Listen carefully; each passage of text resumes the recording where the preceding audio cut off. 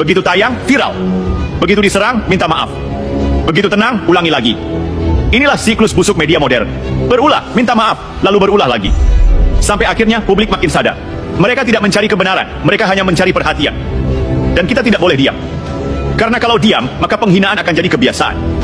Dan kalau penghinaan jadi kebiasaan, generasi depan akan tumbuh tanpa tahu bagaimana menghormati guru, ulama, dan ilmu. Pesantren itu benteng moral bangsa. Ketika sistem pendidikan modern sibuk mengejar gelar, pesantren masih setia menanamkan akhlak. Ketika dunia sibuk berburu profit, pesantren masih mengajarkan pengabdian. Dan ketika media kehilangan arah, pesantren tetap teguh jadi kompas nilai.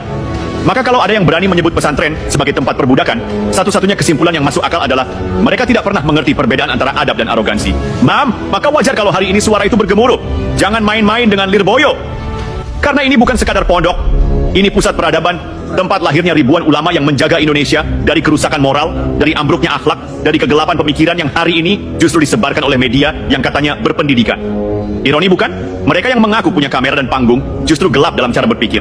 Trans 7 mestinya tahu batas. Santri itu bukan bahan olok-olok, kiai itu bukan bahan parodi.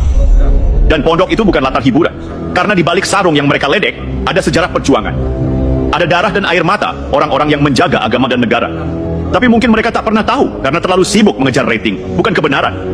Bayangkan kalau generasi hari ini meniru gaya Trans 7, menertawakan hal yang sakral, menjadikan ilmu dan akhlak sebagai komedi. Apa jadinya bangsa ini? Siapa nanti yang akan menuntun anak-anak mereka kalau semua ulama dicitrakan sebagai bahan tertawaan? Inilah penyakit zaman. Ketika televisi kehilangan arah, moral ikut tergelincir. Lirboyo itu bukan cuma pondok, itu benteng. Dari sanalah lahir para penjaga nilai, para pengawal kebangsaan, para pewaris perjuangan kiai besar seperti Mbah Hashim Asy'ari, Mbah Khalil, Mbah Wahab, dan para ulama Nusantara lainnya. Jadi kalau hari ini ada stasiun televisi yang berani menista itu semua, berarti mereka sedang menampar wajah sejarah bangsa sendiri. Dan ingat, Lirboyo tidak pernah membalas dengan kebencian. Mereka membalas dengan ilmu, dengan doa, dengan ketenangan. Tapi jangan salah paham, diamnya para kiai bukan berarti mereka kalah.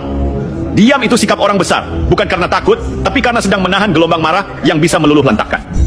Sebetulnya, kalau mau jujur, apa yang dilakukan Trans 7 itu bukan cuma penghinaan kepada Lirboyo. Itu penghinaan terhadap jati diri bangsa. Karena pondok pesantren adalah akar peradaban Indonesia. Dari sana lahir nasionalisme, dari sana muncul pemikiran merdeka, dari sana lahir moral bangsa. Dan kini akar itu dilecehkan oleh media yang mestinya jadi penjaga etika. Ironi tingkat tinggi, jadi kita tak perlu marah dengan teriak-teriak. Cukup tunjukkan siapa yang benar-benar beradab. Lirboyo akan tetap jadi cahaya, sementara mereka yang menistakan akan tenggelam dalam kegelapan nama mereka sendiri. Karena siapapun yang berani menghina kiai, cepat atau lambat akan dipermalukan oleh sejarah. Dan sejarah itu punya cara paling elegan untuk membungkam, bukan dengan makian tapi dengan bukti. Bukti bahwa santri bukan objek tertawaan. Santri adalah subjek peradaban. Bahwa kiai bukan bahan olok-olok, tapi guru bangsa. Bahwa pondok bukan simbol kemunduran, tapi pusat kemajuan spiritual dan moral yang tak bisa ditandingi oleh kemegahan studio manapun. Trans 7 mungkin punya kamera, tapi Lirboyo punya cahaya. Dan cahaya itu, sekali bersinar, tak bisa dipadamkan oleh siapapun. Bahkan oleh layar televisi yang sudah kehilangan cermin nurani. Karena begini, kita ini bangsa yang tumbuh dari adab.